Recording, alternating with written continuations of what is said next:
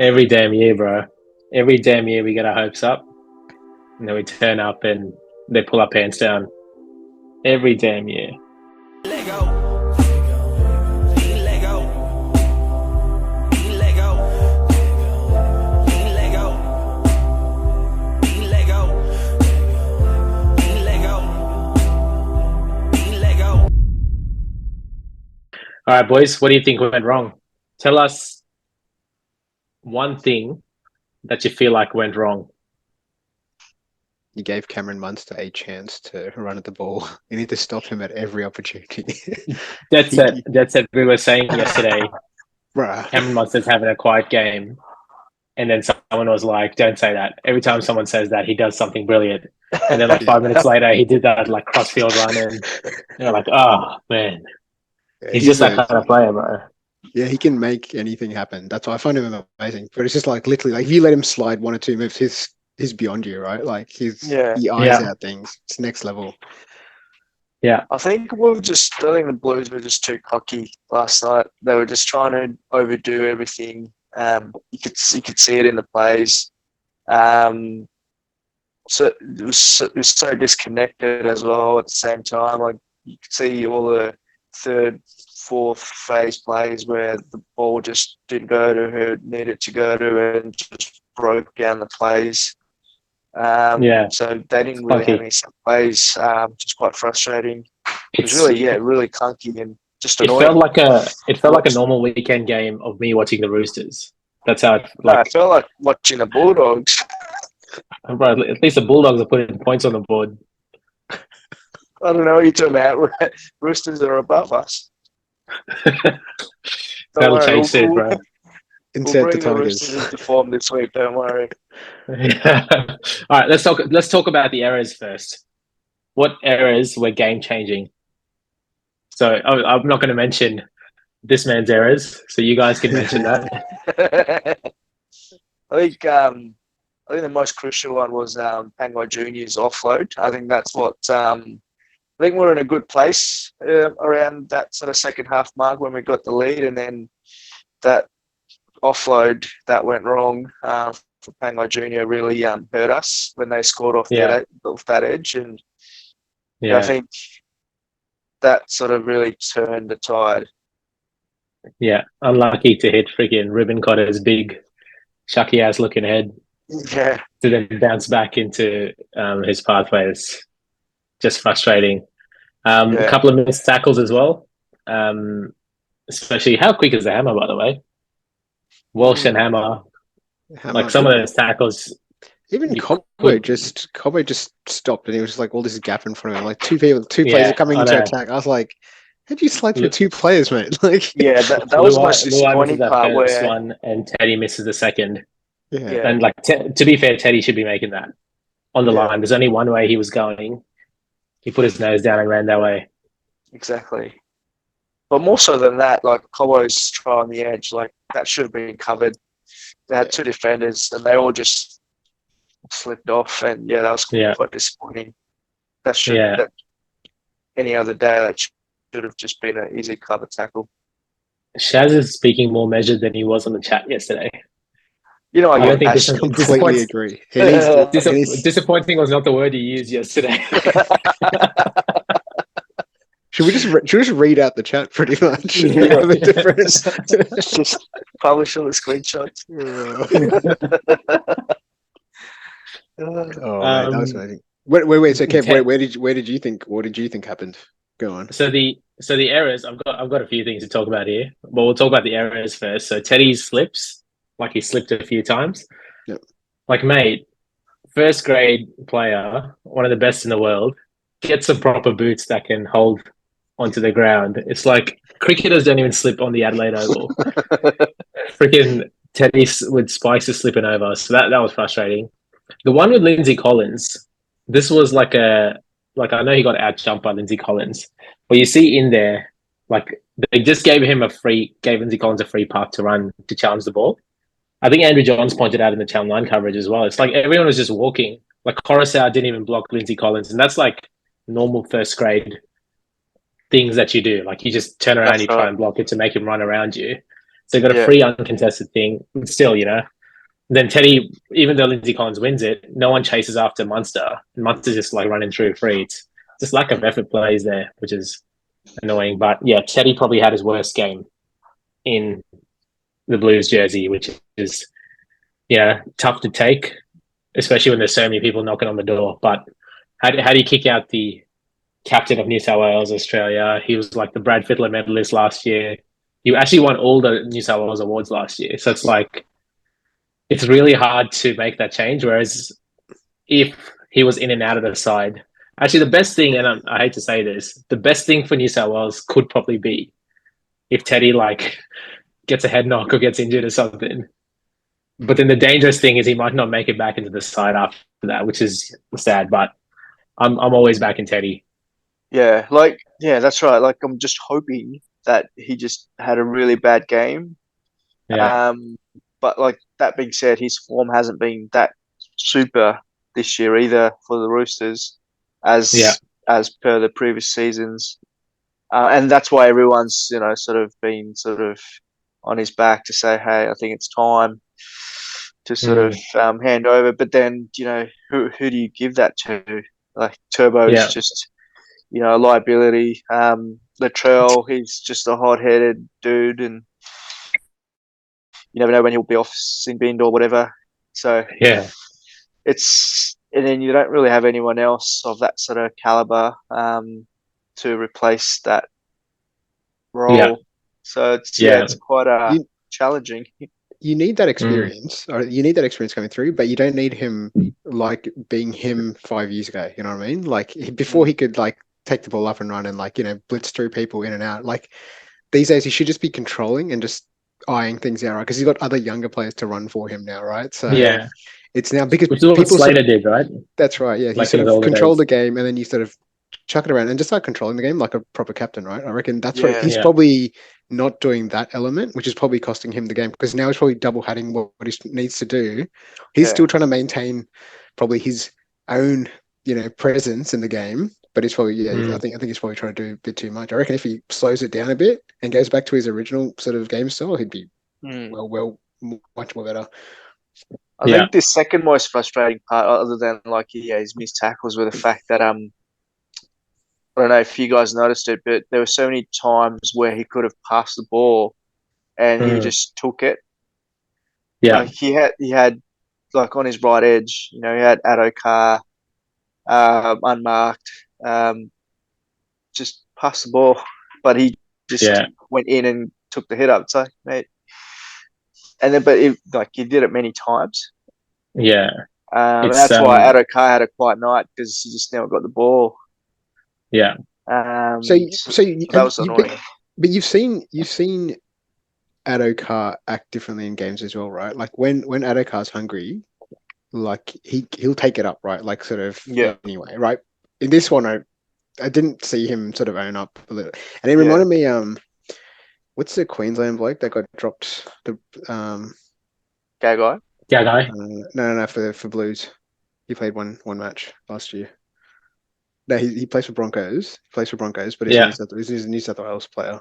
I'll get you his name. Far out. Oh, Tony Staggs. Yeah, Staggs, right? Staggs was so quiet last year, right? Like I was expecting this huge impact, and I come back to see Staggs. I was like walking around, like, what are you doing here? Like, take the ball off and run, mate. You're a big dude and you're a fast guy. Yeah, exactly. Take it and run.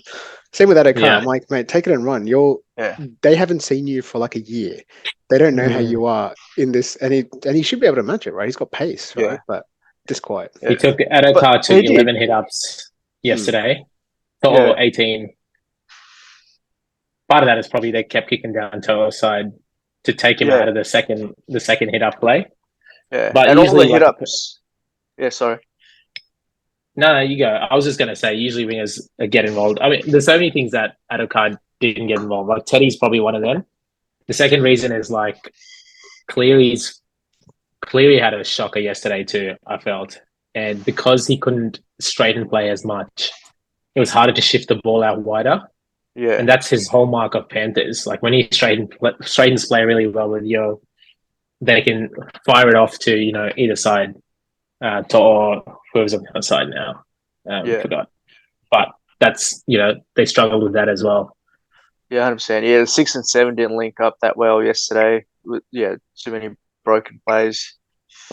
Hmm. There's one other thing I wanted to talk to you guys about, something that I noticed. I love my data, right? I was looking at this today, play the ball speed. So check this out. I'll share this with you guys later, but the play the ball speed for Teddy, Turbo, and Crichton were over 4 seconds. Normally in the NRL games, they're about 3.5, between 3 to 3.5. And I know we're talking minuscule here, but it just showed Queensland really slowed down their impact players like Teddy, Turbo, Crichton, Toro, and slowed down their play the ball. Because normally they'll like Teddy will take a quick hit up and he prides himself on a quick play the ball. That's why Dylan Edwards is so good as well. Like he'll get a 3.2 second play the ball, and then you have momentum building off. All of Queensland backs had a 3.5 second average play the ball. Wow. Which is like an enormous advantage. And one of the reasons why they were always like making kind of progress down the middle there, or even like off their first, second hit ups. That is nuts that, they could get away and do something like that. Like, I think that's something that they'll probably have to look at for game 2, because then without that quick play the ball, your Tors, your Crichtons, your Tommies, they're not as effective. Yeah. That also just goes to show like the intensity just wasn't there for the Blues yesterday, as opposed to, I think, Queensland. It's like on paper, their team went as strong matched up against the Blues, and I think that made them work harder, and as a result, had a higher intensity of work rate, I feel. Yeah. Whereas I think we just took it for granted that, hey, we've got better players on the team. We should be able to just roll them. And I think part of me feels like they just sort of thought it was going to be a breeze and they just took it easy. And they just try to overdo things as opposed to just stick to the plan, work hard, have that high intensity regardless of which players are on the field. Yeah, absolutely. I think that was the undoing. I think plus having that, I'm always a fan of like that X factor, which like Latrell always brings on, right? You could see that was clearly missing, right? Because he's like the Munster equivalent. Like he'll take something and make an opportunity happen quite quick. And I reckon that type of player was really required. And Tommy Turbo is usually pretty good at that stuff as well. He'll spin something up. Unfortunately, he's injured. Just poor luck for the whole guy for all season. Yeah, right? That's right. Yeah. But then same with that, Latrell's also gone, so we like lost 2 of those players that can make something happen. Teddy's doing the thing, but he's been doing it for the last decade. Now everyone knows what he does, like, right? So he can't duck and weave anymore. They pretty much go just trap him, right? So as soon as he picks up the ball, it felt like 5 Queenslanders smashing him, and I was like, that's because they know that, right? They've studied him in and out now. Exactly. Yeah. So it's I think you just need more of those players that can just sort of read the ball and just take it and run, right? So I didn't see any sort of intercept tries, or like as in like any attempts even aside from Cobbo's one.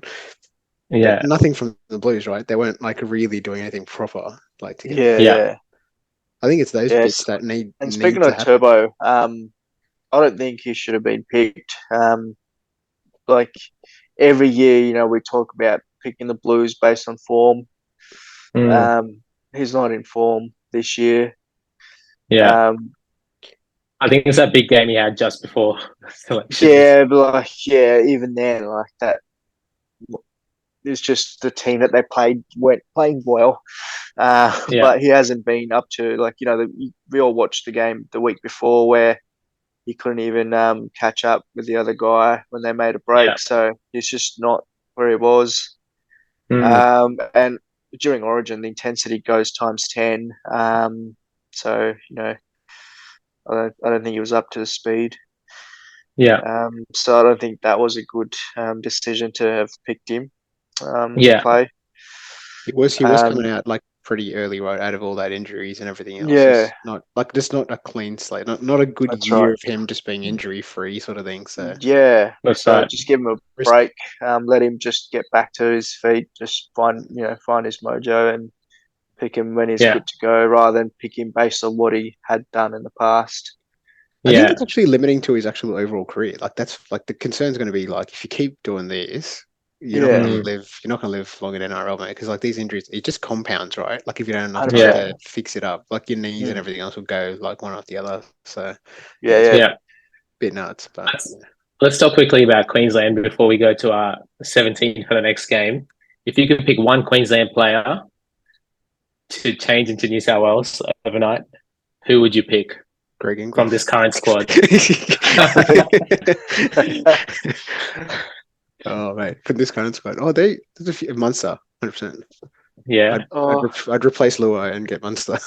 I reckon Cleary Munster would be just a knockout combination. Like, I'd say Cobbo. Cobbo, wow. Yeah. Teddy wouldn't have passed to him, mate.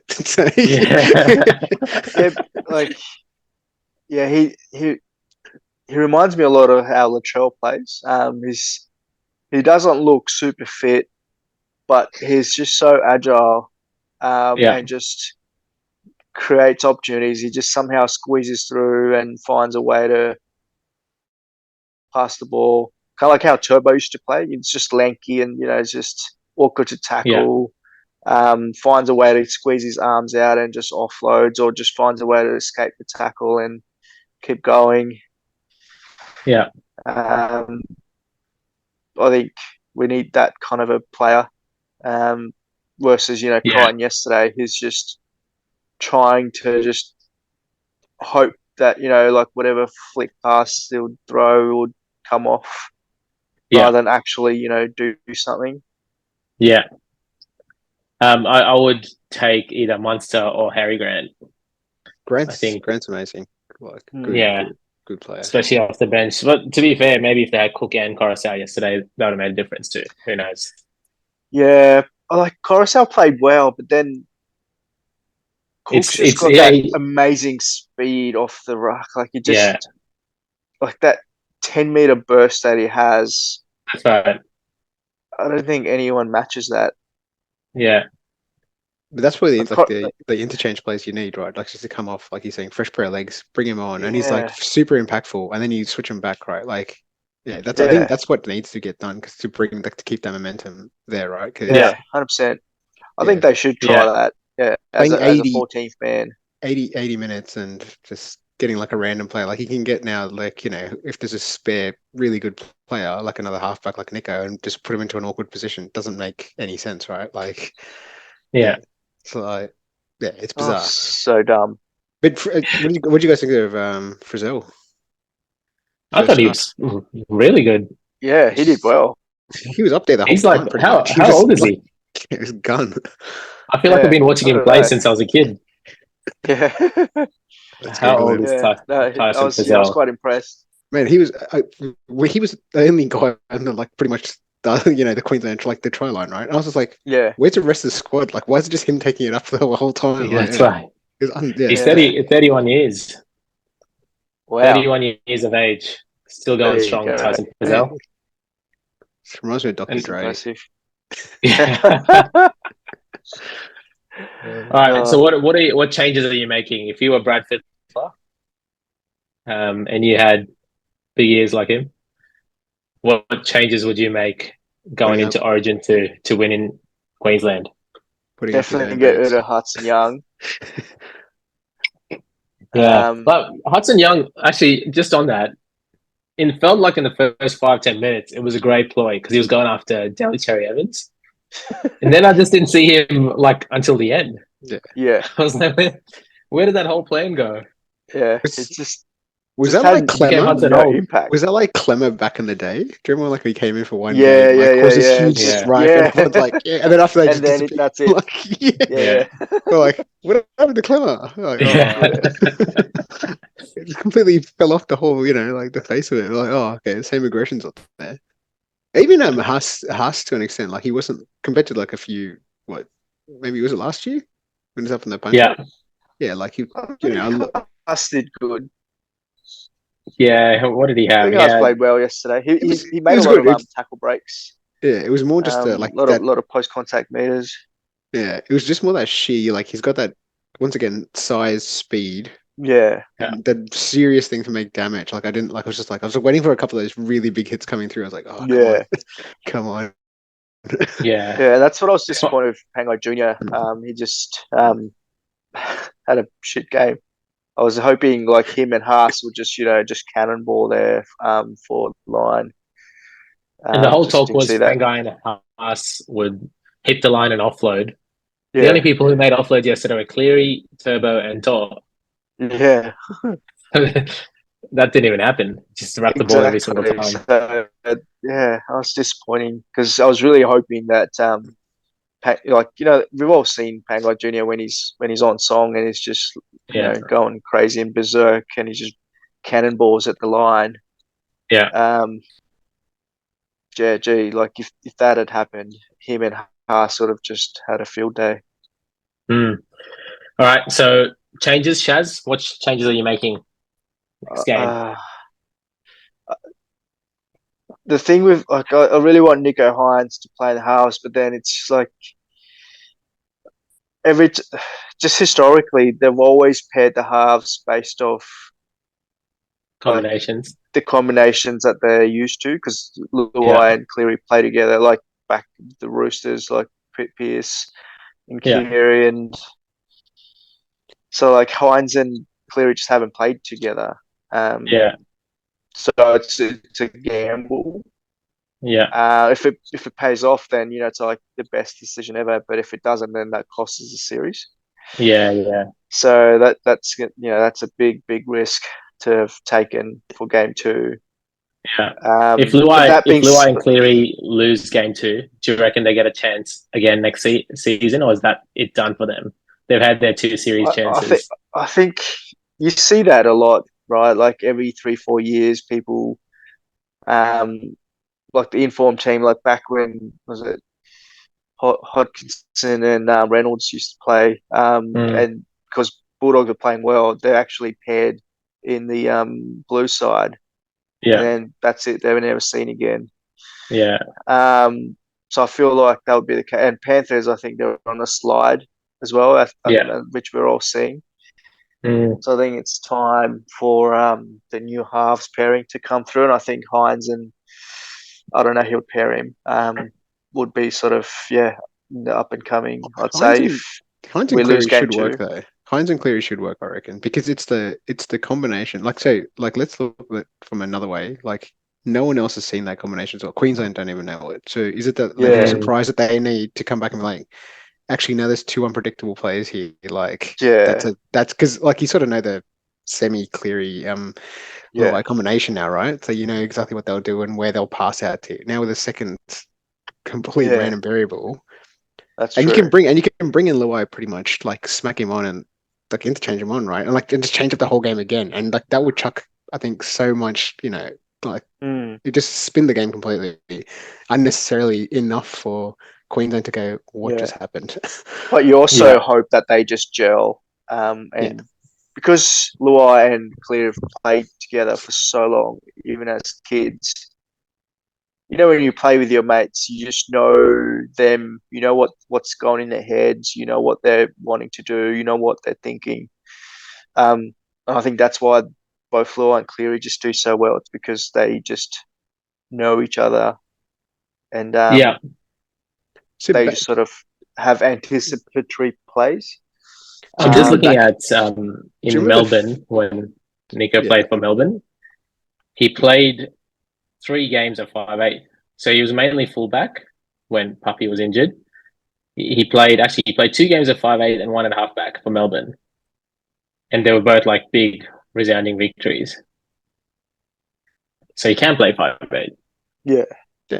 What like as in, if we go even back like a few more like before the pairing started, but like the good old Andrew Johns, Brett Fittler days, like two different players coming through playing,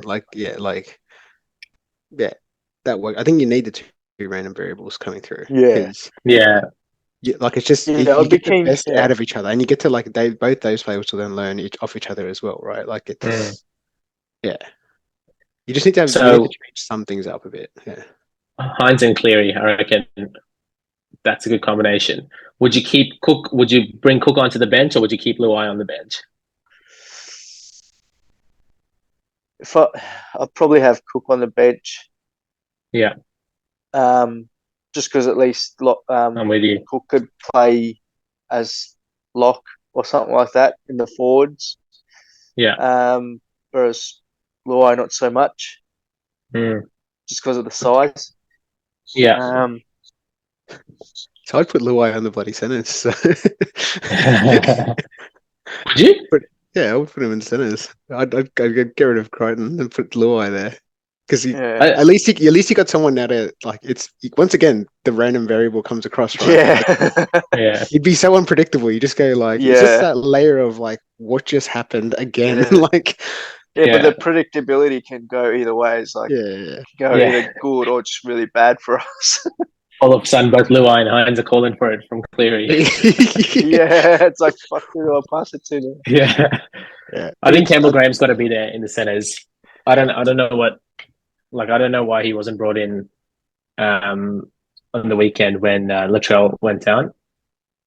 But I feel like he's done heaps this year. He's probably been one of the best centers in the comp. So he's got to be there. Because I think he's still, because he wasn't 100% either, I think. Yeah, I think he's, because he had an injury, didn't he? Like a rib injury. And I think that's why.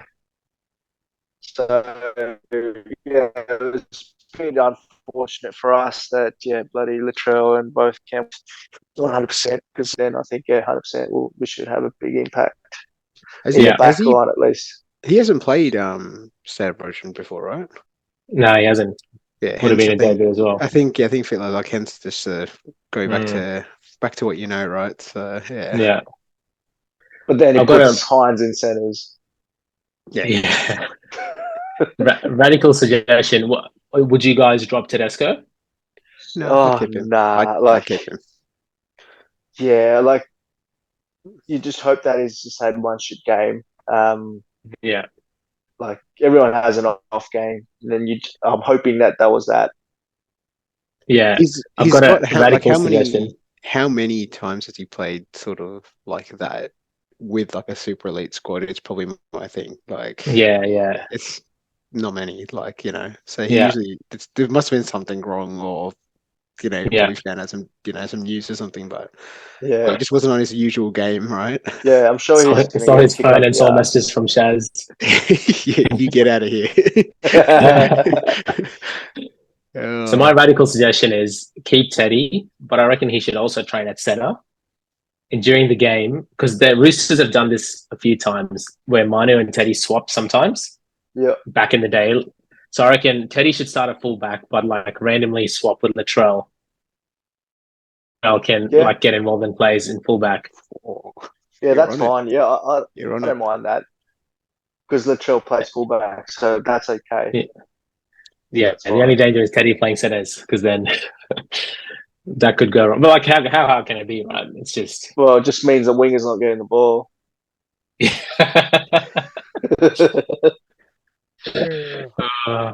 It's like going back to like everyone when they get to a stage in your career, then you have to try to prove your worth for the team, and the initial thing is if you prove your worth by scoring a try, right? Not by how many times you pass the ball properly. That's it goes through everyone's head going, I need to get one down, and so as a result that's what you get, right? Like is he expecting a kid? Because when we all became dads, like we went into self-preservation mode. Maybe he's going in there. He's like, I'm pretty sure he is. Life is big. Life is bigger than footy. I need to take care of my body, and so doesn't want to take it to the line and pass it off. He'll just take it and get tackled because he doesn't want to get hit late. I don't know. This is just on April 12th of April, it says they're expecting a kid. So there you go. There you go. That was the news I was telling you guys about. See, he's figured out how expensive kids are. He's like, I need this to keep going. Cool. Hopefully, I think the sides come out in 2 or 3 weeks. 2 weeks, I think. Going to be hard to win in Suncorp, but we've got the team.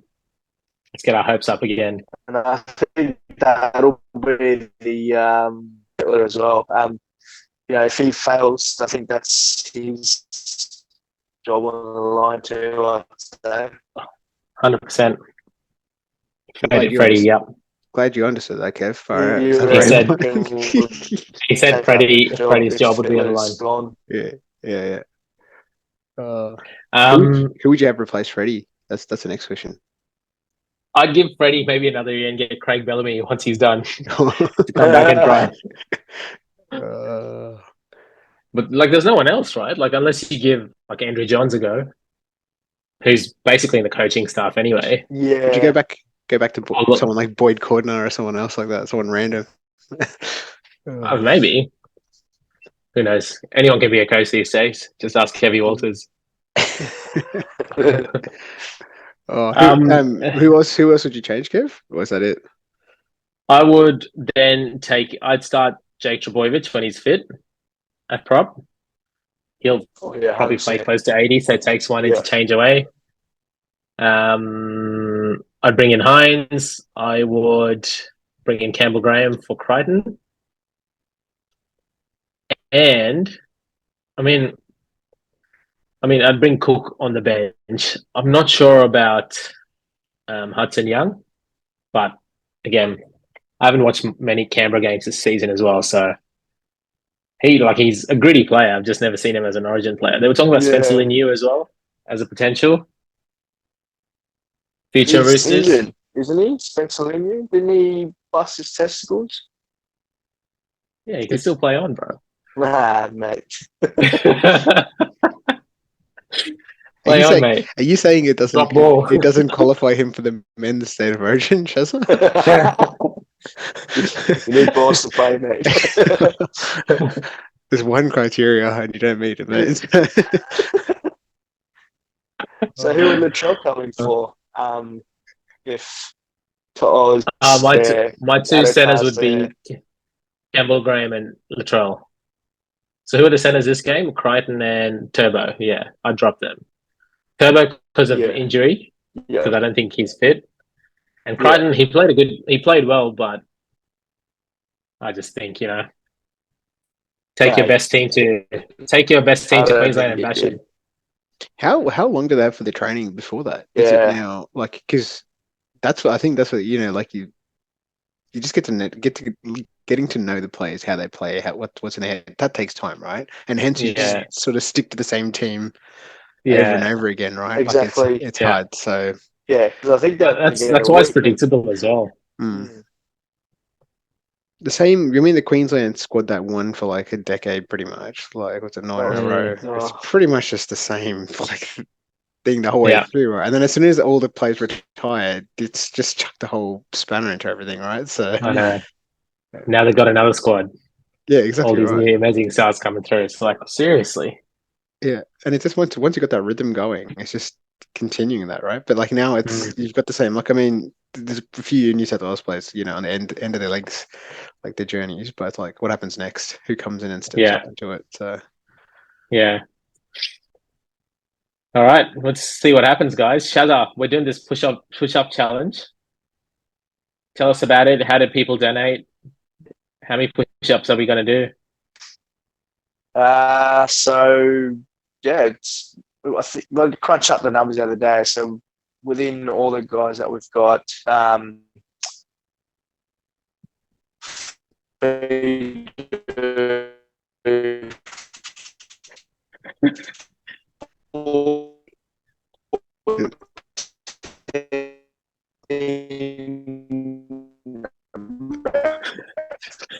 14 a day. We didn't hear any of that in 21 days. Shaz. So we're all dedicated. So what's that? Really? Hello? Did you hear that? Now you're back. Mate, you're playing like the New South Wales halves, mate. You there? You there? Yeah, you going to score? Yeah, now we can. I was saying, if we do, between the guys that we've got, if we do roughly 14 a day, so 14 times 10, and then times 21, we can do about 2,700. I just googled it. It says we need to do 3, 1, 4, 4. How's your maths work out, man? Hold on. But wasn't it? So 14 a day times 10 people times a Yeah. month. Oh, it's 21 days, not 28. Oh, 21 days. Yeah, 1st of June to 21st of June. Why does my website say 23rd of June? All right. Was it 23rd? I don't know. I thought it was 21st off memory. But Ash did the maths. So basically, a lot of push-ups. How are you doing this? Is it like, are you doing it every day, or are you breaking it up? Well, it's only 14. So it's up to you. Like, if you want to just personally crunch out, because I had a look. You can do personal push-ups as well if you want, and try and reach the goal. So I think day one you're going to do 190 push-ups.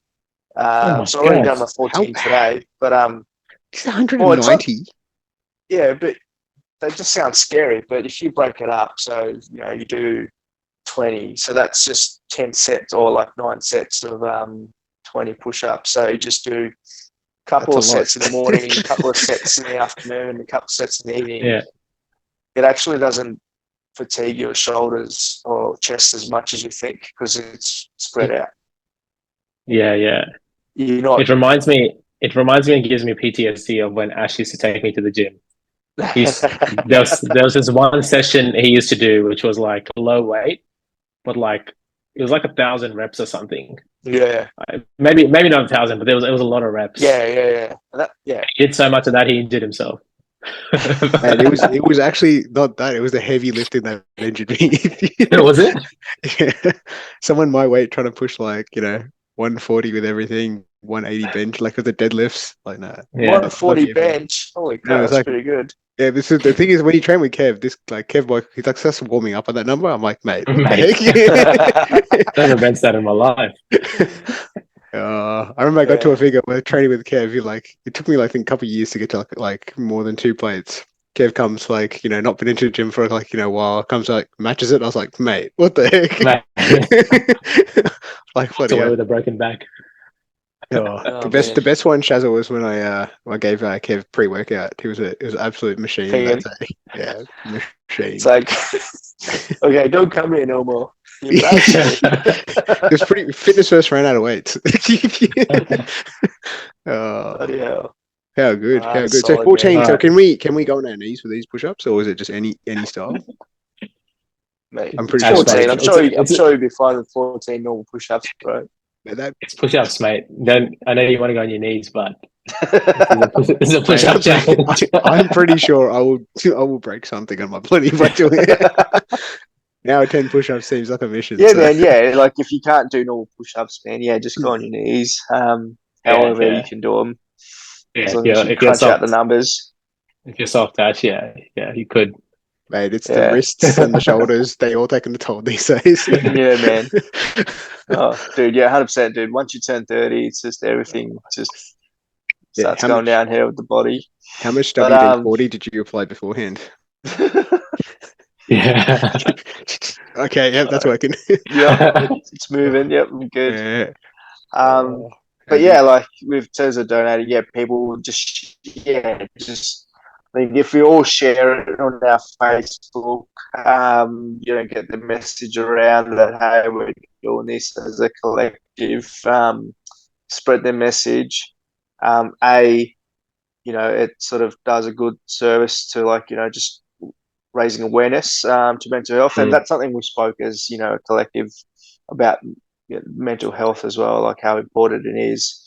Yeah. And we talked about our just well-being, being fit as well. I know 14, but with a busy lifestyle with, full-time work and kids, people often forget to just look after themselves. So I think that forces people to just, take a break, just work out. And I think that's really good for your well-being as well, is to just sort of look after your physical fitness, even if it's just half an hour for the day, and just take some time for yourself, because that has a direct correlation with your mental well-being as well. So I think it's really good for us. And then, just sort of it's good to raise that awareness as well across the board. Absolutely. Well said, bro. Donate. We'll put a link on this and people can donate. It's a good shout, Shazza. Yeah, Cool, lads. That's the pod. sounds good. Good chat, lads. Hopefully, game 2 come good, and hopefully, Freddie's listening. Let's go. We'll send this to Freddie. I'll send this in his DMs. So you better not